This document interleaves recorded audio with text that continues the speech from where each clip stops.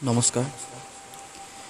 এজন মানুহে যেতিয়া আমাক ঠগে তেতিয়া আমাৰ এনে লাগে যেন সকলো মানুহবোৰে ঠগবাজি, সকলো মানুহৰ ওপৰত বিশ্বাস নাইকিয়া হৈ যায়। এজন মানুহৰ কাৰণে সকলো মানুহৰ ওপৰত বিশ্বাস নাইকিয়া হৈ যায়। মানুহে কি ক'ব আমি বেছিকৈ চিন্তা কৰোঁ, সেইবাবে কিজানি আজিলৈকে আমি সফলতা লাভ কৰিব পৰা নাই। কাৰণ মানুহে ক'বই, আপুনি যদি পৰাজয় হৈছে তেতিয়াহ'লে আপোনাক হাঁহিব, আৰু আপুনি যদি জয়ী হৈছে তেনেহ'লে আপোনাক দেখি কিন্তু জ্বলিব। আপুনি পৰাজয় হ'লে আপোনাক হাঁহিব, আৰু আপুনি জয়ী হ'লে আপোনাক দেখি জ্বলিব। গতিকে আপুনি কি কৰিব সেয়া আপুনি কৰি যাওক। কাৰোবাৰ হৃদয়ত তেতিয়ালৈকে আপুনি থাকিব পাৰিব যেতিয়ালৈকে অন্য এজন ব্যক্তি সেই মানুহগৰাকীৰ হৃদয়ত নাহে। কোনো এজন অন্য আহি গ'লে আপুনি জানিব যে আপোনাক এভইড কৰিবলৈ ল'ব।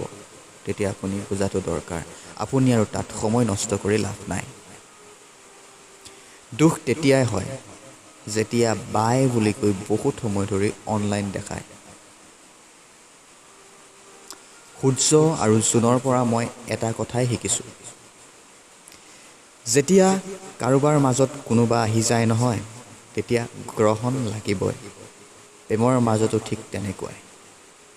পৃথিৱী আৰু সূৰ্য যেনেধৰণে ডিষ্টেঞ্চত থাকে, গ্ৰহণটো মাজত সোমাই যোৱাৰ লগে লগে যেনেকৈ পৃথিৱী আন্ধাকাৰ হৈ যায়, দুজন ব্যক্তিৰ প্ৰেমৰ সম্পৰ্কৰ মাজত আন এজন সোমালে প্ৰেমো তেনেদৰে আন্ধাকাৰ হৈ যায়।